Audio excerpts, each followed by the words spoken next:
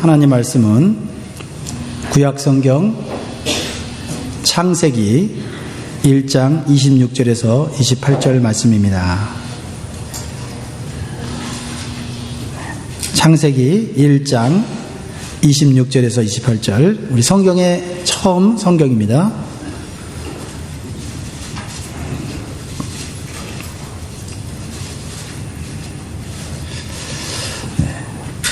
제가 26절을 읽고 교독하도록 하겠습니다. 하나님이 가라사대 우리의 형상을 따라 우리의 모양대로 우리가 사람을 만들고 그로 바다의 고기와 공중의 새와 육축과 온 땅과 땅에 기는 모든 것을 다스리게 하자 하시고, 하나님이 자기 형상 곧 하나님의 형상대로 사람을 창조하시되 남자와 여자를 창조하시고, 다 같이 읽겠습니다. 하나님이 그들에게 복을 주시며 그들에게 이르시되 생육하고 번성하여 땅에 충만하라. 땅을 정복하라. 바다의 고기와 공중의 새와 땅에 움직이는 모든 생물을 다스리라 하시니라. 아멘. 하나님께서 오늘 우리에게 복을 주시려고 우리를 불러주신 줄 믿습니다. 우리 서로 하나님의 마음으로 서로 축복하면 좋겠습니다. 하나님께서 당신과 함께 영원히 계십니다. 우리 축복하겠습니다. 하나님이 당신과 영원히 함께 계십니다. 네.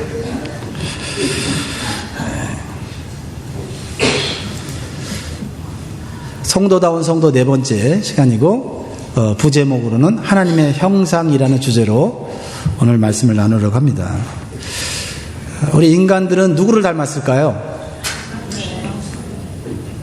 누구를 닮았다고요? 네. 확실합니까? 네. 오늘날 학교에서 배우는 것은 사람이 원숭이를 닮았다고 말합니다. 맞습니까? 네. 여러분 학교에서 시험 칠 때 어떻게 답을 쓰셨어요? 네.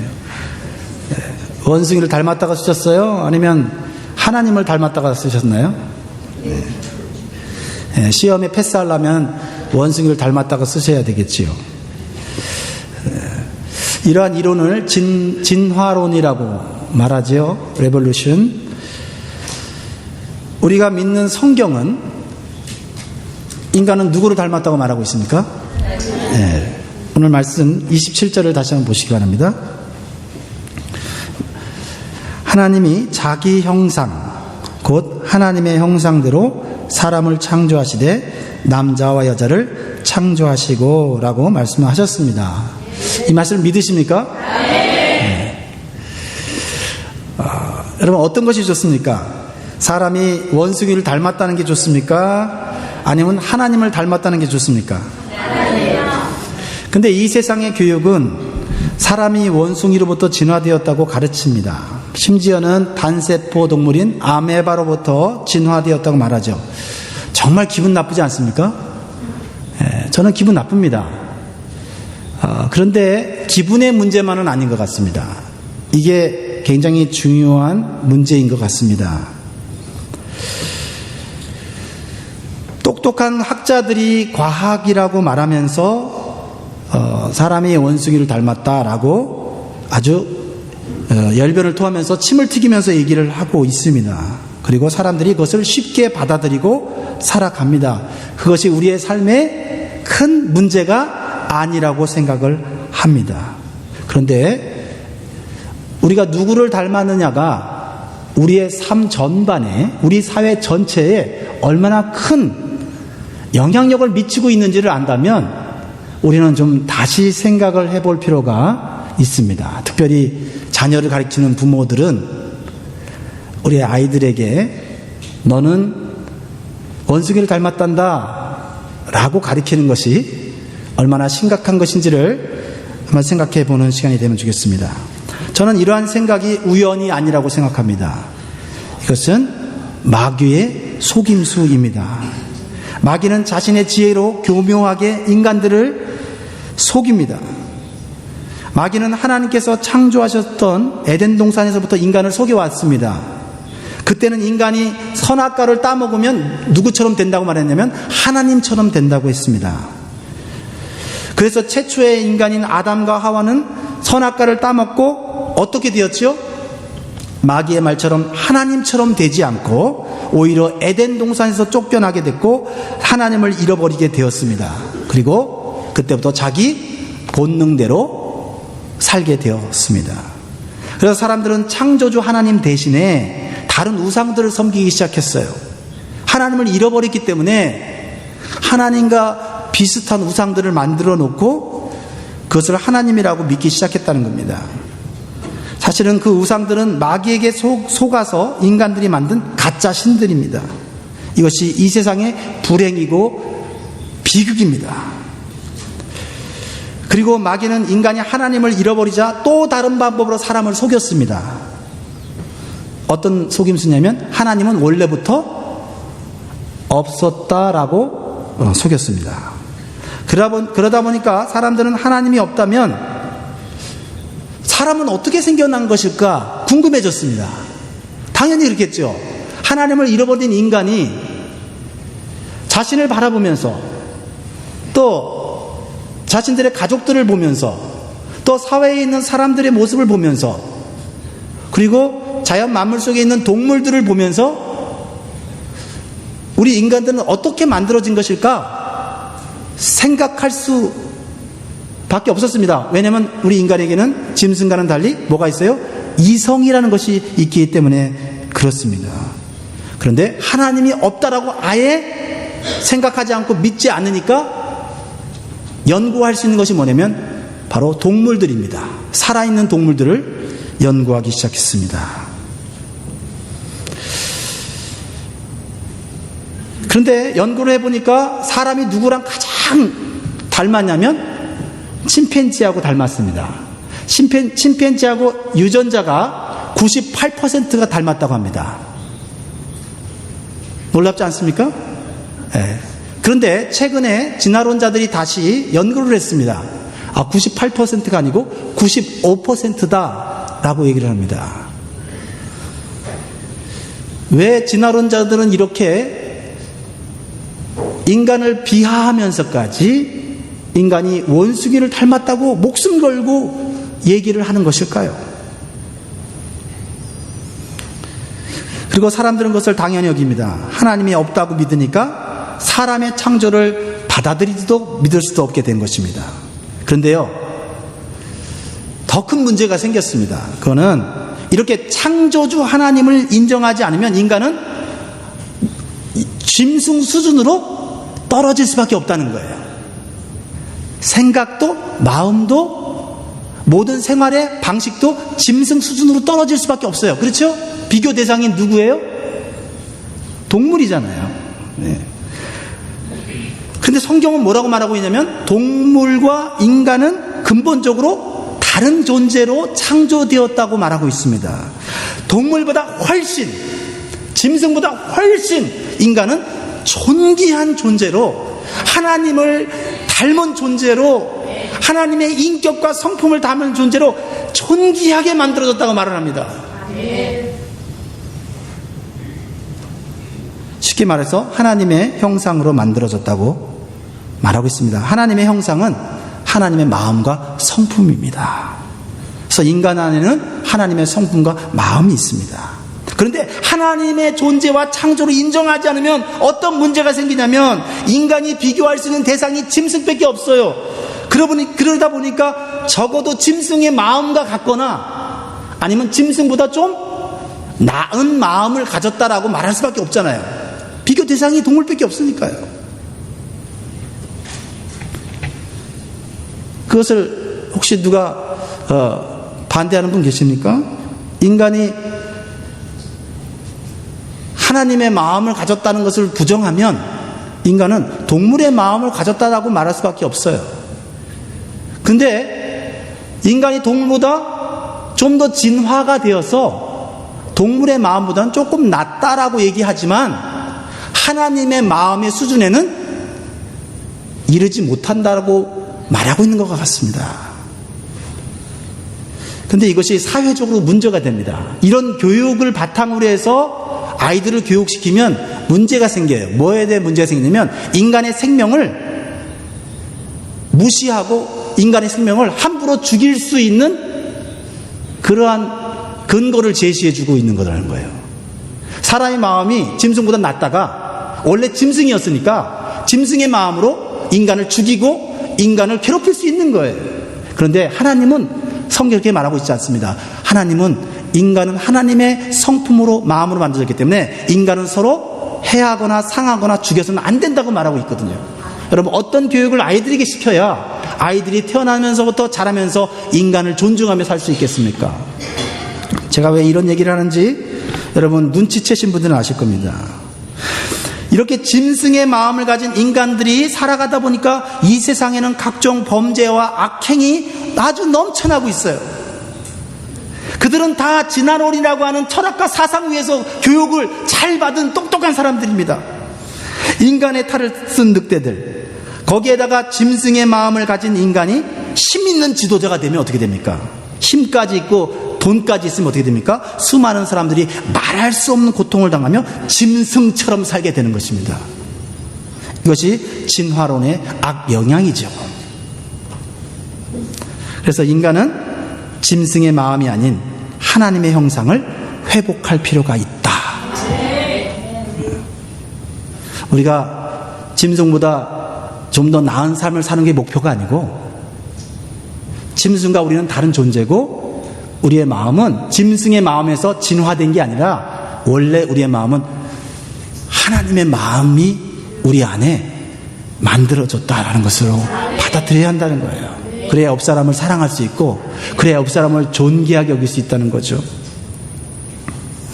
그래서 성도다운 성도는 기억하십시오. 매주마다 제가 성도다운 성도에 대해 설교하고 있는데 원 센텐스씩 여러분에게 좀 아무래도 교훈을 드리려고 제가 애를 쓰고 있어요. 성도다운 성도는, 구원받은 성도는 하나님의 창조를 인정하고 하나님의 형상을 회복하는데 관심이 있어야 된다는 거예요. 다른 무엇보다도 하나님의 형상이 내 안에 다시 회복되기를 힘써야 한다는 것이에요. 원래 인간 속에 하나님의 마음과 성품이 있었다는 사실을 알아야 합니다.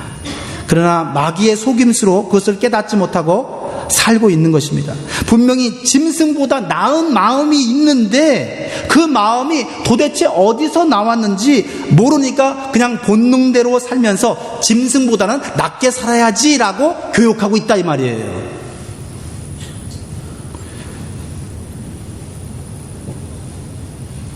그러나 짐승보다는 낫게 살아야지 하는 마음으로는 결코 본능적인 삶에서 벗어날 수가 없어요. 하나님께서 주신 하나님의 형상을 회복할 수 없어요.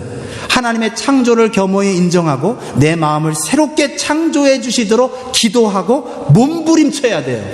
그렇지 않으면 우리에게 있는 동물적인 본성이, 내 원치 않는 동물적인 본성이 나와서 똑같은 인간을 동물 취급하고 때리고 죽이고 미워하고 상하게 할 수밖에 없다는 거예요.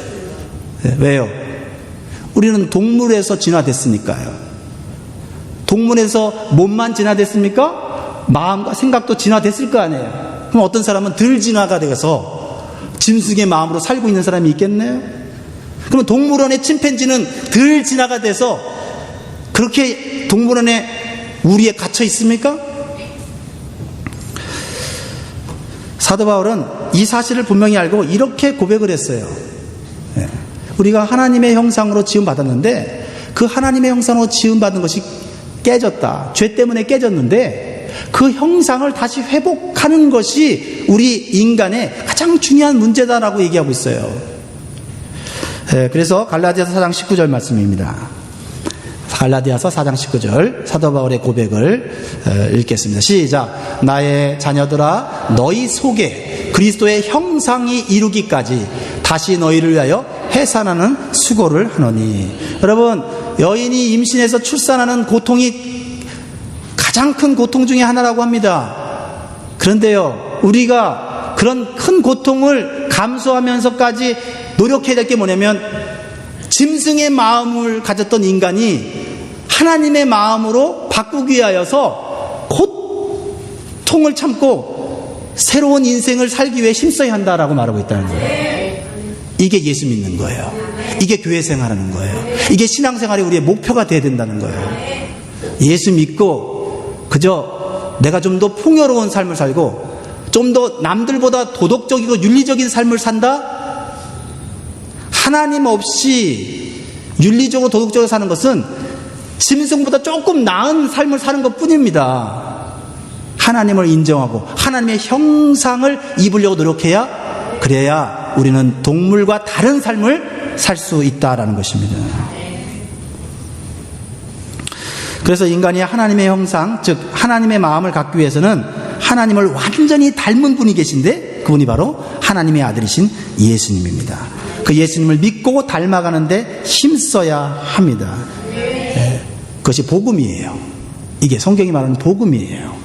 우리 인간이 짐승의 수준에서, 짐승에서 진화되어서 그저 짐승보다 조금 나은 윤리적인 삶을 사는 정도가 아니라 예수 그리스도를 닮아감으로 하나님의 형상대로 하나님의 마음을 가지고 하나님의 성품을 가지고 살아가는 것, 그것이 바로 교회 생활이고 그게 바로 신앙생활인 거예요. 그러므로 이 세상의 교육으로는, 아무리 이 세상 교육이 좋다고 해도 결코 인간이 짐승의 마음에서 벗어날 길은 없습니다. 특히 자녀를 키우는 부모들은 마음에 새기기를 간절히 소원합니다. 저는 한국에서도 대학원에서 교육학을 전공했고 미국에서도 대학원에서 교육학을 전공했습니다. 수많은 교육에 대한 이론을 배웠어요. 근데 그 어떤 이론도 사람을 온전히 변화시키지는 못해요. 그렇기 때문에 계속해서 교육 이론이 바뀌고 새로운 교육 이론을 만들어가고 있는 거예요. 왜요? 인간은요, 하나님의 방법이 아니고서는, 인간을 창조한 하나님의 방법이 아니고서는 인간을 변화시킬 수 없다는 것을 증명하고 있는 거예요. 저는 교육학 공부를 하면서 너무 머리가 아팠어요. 왜요? 이론이 너무 많아. 왜 이론이 많습니까? 그만큼 인간은 하나님의 지혜가 아니고서는 바꿀 수 없는 존재인 것을 인정하는 거예요. 그렇습니다. 하나님의 형상을 회복하는 것이 그리스도의 복음이고 성도가 따라야 할 목표인 것입니다. 그런데 이러한 사실을 누구보다도 잘 아는 존재가 있는데 그게 누구냐면 마귀입니다. 마귀는 또 이러한 복음을 전하는 것을 적극적으로 막고 있는 거예요. 하나님의 형상, 그리스도의 형상으로 인간을 변화시키려고 하는 이 복음을 어떻게 해서든 막아야 돼요. 또 변질된 다른 복음을 전하도록 유혹해서 사람의 마음을 혼란스럽게 만들고 있다는 사실을 기억해야 돼요. 여러분, 마귀가요 적극적으로 막고 있는 것은 여러분의 물질적인 풍요가 아닙니다. 여러분들이 높은 자리에 올라가는 거 아니에요. 그거 마귀가 막지 않아요. 막고 있는 것은 하나님을 잘못된 하나님으로 인식하도록 만드는 것이고, 하나님 없이 짐승의 마음으로 여전히 살기를 원하는 것이 마귀의 전략이에요. 그래서 고린도후서 4장 4절에 이렇게 얘기하고 있습니다. 같이 읽겠습니다. 시작. 그 중에 이 세상 신이 믿지 않으냐는 자들의 마음을 혼미케 하여 그리스도의 영광의 복음의 광채가 비치지 못하게 함이니 그리스도는 하나님의 형상이니라. 예수님을 주신 이유가 예수님 믿고 그냥 평안하게 사는 정도가 아니고 하나님의 형상을 예수 그리스도를 통하여 보게 하시고 닮게 하시려는 뜻이 있다, 이 말이죠. 그래서 성도다운 성도는 우리가 겉만 변화시키는 것이 아니라 겉으로 윤리적이고 도덕적인 그러한 교양 있는 사람만이 되는 것이 아니라 인간의 내면을 변화시키는데 힘써야 된다라는 겁니다. 하나님의 형상인 그리스도의 형상을 닮아가는 것을 사모하는 자가 되어야 돼요. 이것을 사모하지 않으면 겉으로는 그럴듯하게 사는데, 남들보다 착하게는 사는데 마음은 여전히 짐승의 본능적인 충동에 의해서 살아갈 수밖에 없다, 이 말이죠. 한 복음 전도자가 도자기 공장 지대에 살고 있는 사람을 방문하였습니다. 그 사람은 젊었을 때는 신앙을 갖지 않은 사람이었어요. 복음 전도자는 그 집에 도착해서 유리 상자 속에 있는 2개의 꽃병을 보고 감탄했습니다. 아, 참 멋있네요. 참 아름답게 만들어졌네요. 아주 귀한 것이겠지요. 유리 속에 아주 귀하게 보관하고 있는 것을 보니까 그렇게 생각이 들었습니다. 그러자 그 사람이 그렇습니다. 그러자 이 복음전도가 물었어요. 이거 얼마에 파시겠습니까? 그러니까 주인이 고개를 단호히 저으면서 복음전도자에 이렇게 말합니다. 이 세상 돈을 다 준다 해도 저 2개의 꽃병은 절대로 팔 수 없습니다. 그리고는 이렇게 말했습니다. 저는 몇 년 전만 해도 술주정뱅이의 노름꾼이었습니다. 말하자면 마귀에게 내 영혼을 맡겨놓고 다녔던 것이었습니다. 그런데 어느 날 친구의 도움으로 교회 집회에 참석하고 집에 돌아오는 길에 우연히 쓰레기 더미에서 흙 한 무더기를 발견했습니다. 누군가 쓸데없어서 버린 흙덩이였습니다. 나는 그것을 가져다가 반죽을 하고 모양을 만들어서 구워보았습니다. 그 쓸모없이 버려진 그 흙을 가지고 이렇게 멋진 꽃병을 만들었고 그 꽃병이 이렇게 탄생되었습니다. 결국 나는 이런 생각을 하게 되었습니다. 나 같은 존재가 이런 일을 할 수 있다면 하나님께서도 망가진 나의 인생을 똑같이 할 수 있겠구나라는 생각을 하게 되었습니다. 그때부터 저는 제 자신을 하나님의 손에 매맡기고 하나님께서 저를 새 사람으로 만들어 주실 것을 바랬습니다. 다시 말하면 하나님께서 그 쓰레기장의 흙 무덤 같은 나를 아름다운 꽃병으로 만들어 주신 것입니다. 사랑하는 성도 여러분, 우리가 이 세상을 살아가면서 단순히 물질적으로 풍요롭고 남들보다 성공하는 데만 집착하는 것이 아니라 인간 안에 있는 짐승의 마음을 하나님의 마음으로 변화시키는데 더욱 힘써야 할 줄 믿습니다. 그리고 나 개인뿐만 아니라 이 사회를 아름답게 만드는 복된 일이 되어지는 것입니다. 내가 어떻게 만들어졌는지, 내 마음은 어디서부터 생겨난 건지를 아는 것은 다른 사람에 대해서도 똑같이 마찬가지이기 때문입니다. 마귀는요, 때에 따라서는 하나님이 없다고 속이고 또 때에 따라서는 하나님이 있다고 속여요. 그런데 마귀가 말하는 하나님은 성경이 말하는 하나님이 아니에요. 꼭 2% 모자란 하나님을 얘기해요.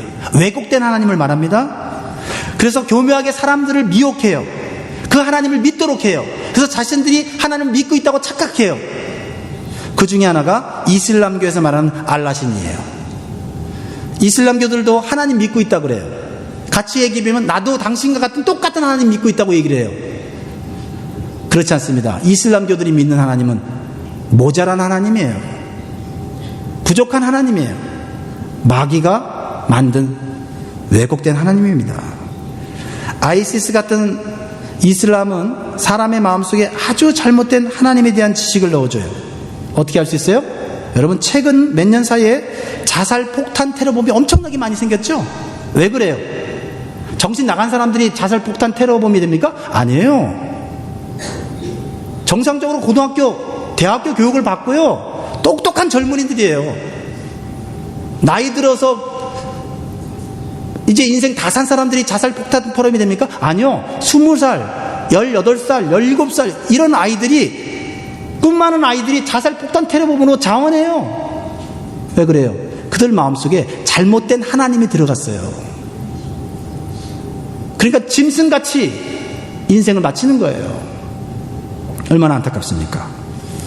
얼마 전에도 영국 맨체스터에서 유명한 가수의 콘서트가 있었죠. 우리 청소년들이 되게 좋아하는 가수인데, 아리아나 그랜드라고.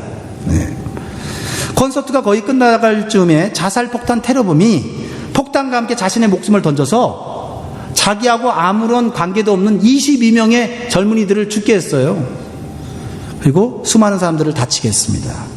그리고 어제도 영국 런던 브리지에서 자동차로 무고한 사람들을 죽이는 테러를 자행했습니다.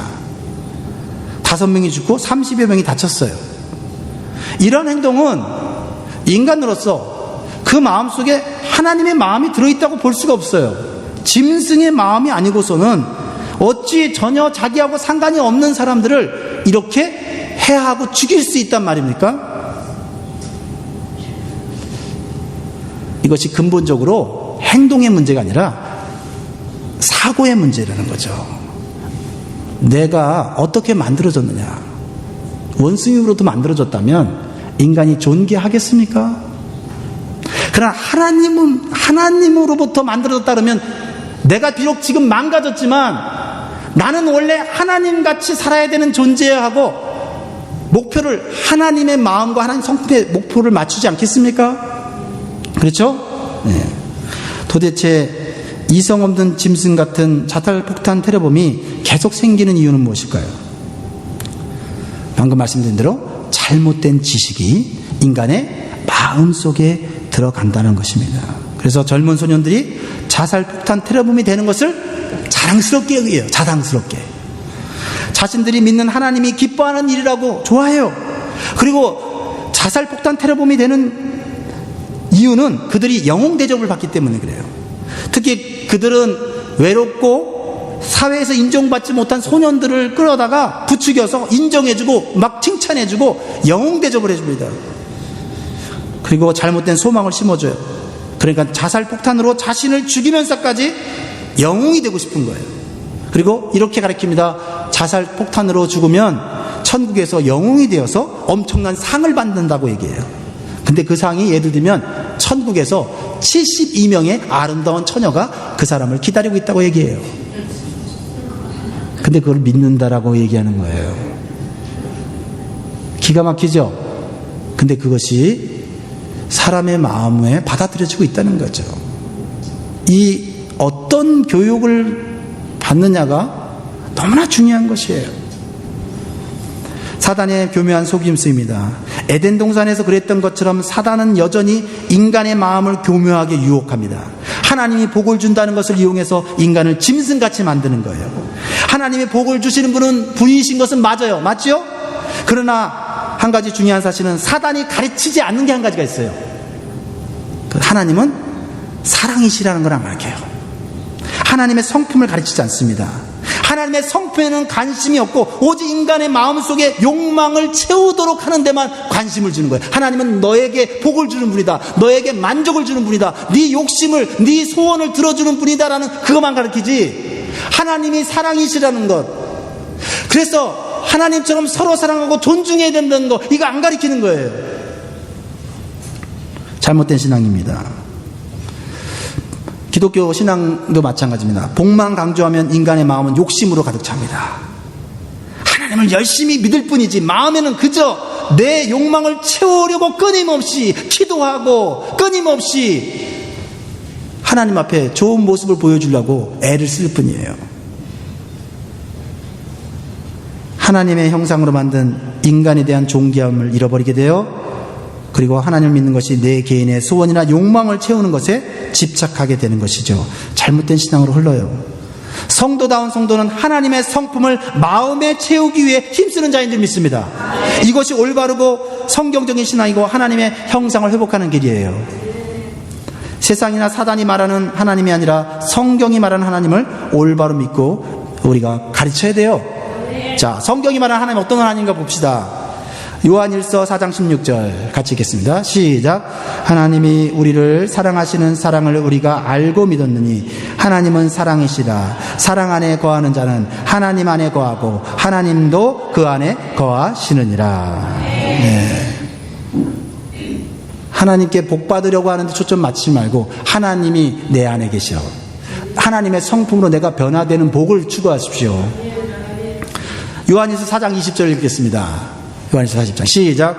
누구든지 하나님을 사랑하노라 하고 그 형제를 미워하는 이는 거짓말하는 자니 보는 바 그 형제를 사랑치 않은 자가 보지 못하는 바 하나님을 사랑할 수가 없느니라. 여러분, 다른 사람을 미워하거나 해하거나 상하게 하고 그리고는 하나님께 열심히 기도하고 하나님을 위해서 열심히 봉사하면 복을 누릴까요? 성경에는 복을 누리지 못한다고 말하고 있습니다. 그러나 이슬람이 가르치는 하나님은 자신들이 가진 신앙을 믿지 않으면 다른 사람을 죽여도 좋다고 말합니다. 그래서 이슬람 국가에서 예수님 믿는 사람들은 핍박을 받고 고통을 당하는 것이에요. 그런데요, 여러분, 이슬람 세계에서 놀라운 일이 벌어지고 있어요. 그것은 모슬렘들이 참된 그리스도인의 모습을 보고 스스로 예수님을 믿는 일들이 벌어지고 있다는 거예요. 자기들은 자신들이 믿는 하나님을 믿어서 영혼 대접받고 복 받으려고 다른 사람들을 해야 하는데, 핍박받고 고통받는 그리스도인들은 복수하고 그들과 맞서 싸우지 않는다는 거예요. 그래서 이슬람 사람들이 놀라는 거예요. 똑같은 하나님을 믿는데 저 사람들의 마음에는 무엇이 있느냐는 거예요. 아니, 힘이 없어서 안 싸우는 거 아니잖아요. 힘이 없어도 복수 안 하는 거 아니잖아요. 왜 그래요? 내 안에 하나님의 성품이 있으니까. 저 사람이 나를 해했지만 나는 저 사람이 하나님의 형상으로 만들어진 자임을 믿으니까 함부로 해할 수가 없는 거예요. 어떠한 마음이 인간의 마음속에 있느냐에 따라서 이렇게 달라지는 겁니다. 2015년 3월 24일 크리스찬이티 투데이 신문에서 제가 읽었고요. 어제 다시 한번 읽었는데, 10살의 이라크 어린 소녀가 IS에게 핍박을 당하고 살던 집을 빼앗겨서 난민 캠프에 와서 살게 되었는데, 그로 인해 상처받은 아이의 마음과 생각은 IS에 대한 복수로 가득 차지 않았다는 거예요. 크리스찬 부모에 의해서 자라났는데 핍박받으면서 집을 결국은 빼앗겨서 난민 캠프로 왔는데, 거기서 자라난 아이의 마음이 상처가 없어요. 복수심이 없어요. 제대로 된 그리스도인 아닙니까? 근데 미국에 자라는 아이들, 한국에 자라는 아이들을 생각해 봤어요. 예수 믿고 교회 열심히 다녀요.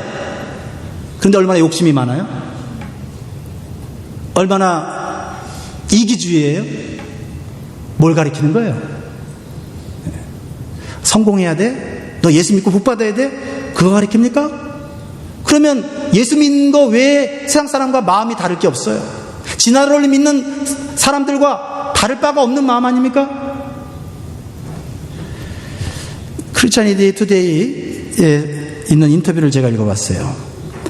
IS의 핍박으로 인해서 이라크 모술에서 쿠르드의 아르빌로 피신에 현재 수천 명의 다른 크리스찬들과 난민 캠프에서 살고 있는 올해 10살인 미리암이라는 소녀예요. 이 소녀를 이집트 기독교 위성 TV 셋7과의 인터뷰를 통해서 네가 IS 이슬람에게 이렇게 고통을 당하고 집을 뺏겼는데 너는 어떻게 생각하느냐고 물어봤어요. 그랬더니 나는 IS를 용서합니다. 내가 살던 집을 빼앗기고 고생하게 만들었지만 나는 IS에게 어떤 행동도 하지 않을 것입니다. 나는 단지 하나님께 그들을 용서해달라고 기도합니다. 라고 전했다고 합니다. 부모가 가르쳐서 애우라고 해서 그 말이 나올 수 있는 말이 아닙니다. 이거는. 그 아이의 마음에는 하나님의 성품이, 형상이 만들어지고 있는 거예요. 지금 제가 IS의 이 악행을 용서하라고 말하고 있는 겁니까? 아니에요. IS가 가진 마음과 이 핍박받고 있는 이 아이의 마음이 어떻게 다른지를 제가 얘기하고 싶은 거예요. 이 보도를 접한 아랍인들은, 모슬렘들이 너무 놀랐습니다. 자기도 똑같은 하나님을 믿는다고 생각했는데 이 소녀의 인터뷰를 듣고는 이 소녀는 모두를 놀라게 하고 있다. 사랑의 힘이 얼마나 위대한가? 라고 칭찬하였다고 말합니다. 한편 지난달 IS에 의해 참수된 리비아의 콥트 기독교인 가족들도 용서의 메시지를 전했다고 해요. 이것은 하나님의 형상이 그 마음속에 있는 성도의 모습이 분명합니다. 미리암이라는 이라크 소녀의 마음에는 하나님의 성품이 들어가 다른 사람들에게 선한 영향력을 주고 있습니다. 도저히 용서할 수 없는 사람들을 용서하고 있는 거예요. 예. 우리의 모습을 한번 살펴보아야 될 시간입니다. 나의 마음에는 하나님의 형상이 회복되고 있는가? 내가 예수님을 믿는 목적은 지금 무엇인가? 교회에 나와서 좀 섭섭한 일 만나면 그것 때문에 고민하고 힘들어서 교회를 나갈까 말까 생각하고 있는가? 나는 외적으로만 잘 되려고 엄청난 노력을 하고 있지 않은가 살펴봐야 돼요. 하나님의 마음이 아니라 짐승의 마음이 나에게 자라고 있지 않은가 점검해 봐야 돼요. 교회 안에서조차 서로 용서하지 못하고 서로 모른 척하고 같은 같은 목장에서조차 함께 예배드리지 못한다면 과연 무엇을 위해 예수님을 믿어왔는지 살펴봐야 한다는 거예요. 그리고 부모들은 내 자녀의 마음에는 무엇을 심어주려고 지금 하고 있는가?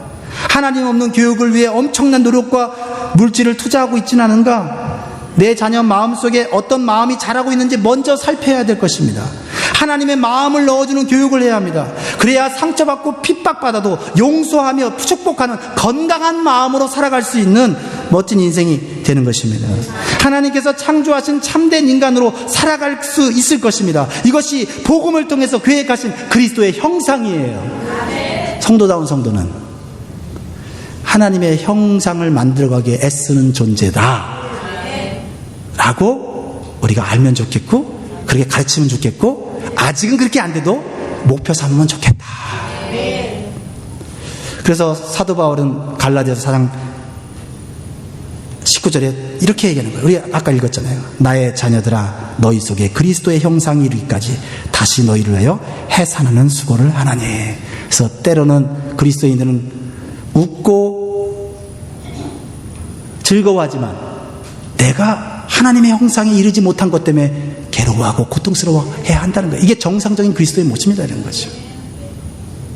옆에 있는 사람도 같이 사랑하지 못한다면 아무리 교회에서 많은 봉사를 해도 그것은 하나님의 축복이라 볼 수 없다고 생각이 듭니다. 오늘 인터뷰를 잠깐 보고 우리 같이 한번 기도하면 좋겠고, 또 우리가 또 기도하는 시간을 좀 갖도록 하겠습니다.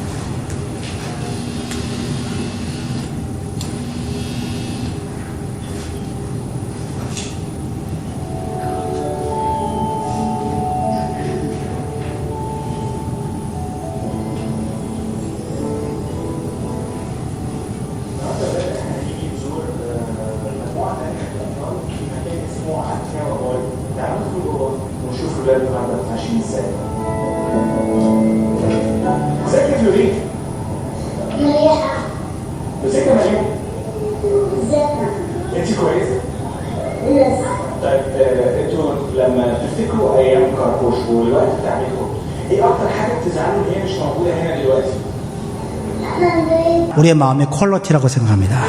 어떤 생각이 우리를 자로잡고 있느냐가 우리의 인생의 퀄리티를 결정한다고 생각해요.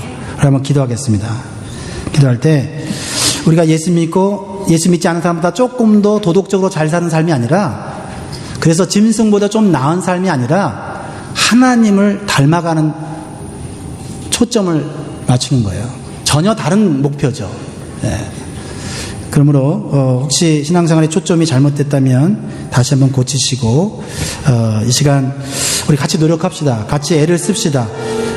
우리가 예수 믿는 것 외형적으로 풍요로워진 것도 구하십시오. 그러나 더 중요한 것은 교회 나와서 어려운 일이 있고 힘든 일이 있어도 내가 하나님의 성품으로 이겨내고 극복할 수 있는 그런 멋진 그리스도인이 되도록 우리 한번 기도하면 좋겠어요. 그리고 다른 사람들을 존중하고 다른 사람의 그런 인격과 존엄성을 우리가 인종과 문화와 모든 걸 초월해서 섬기고 사랑할 수 있도록 우리 한번 그렇게 할 수 있게 해달라고, 도와달라고 우리 이제 시작해보면 좋겠습니다. 다 같이 하겠습니다.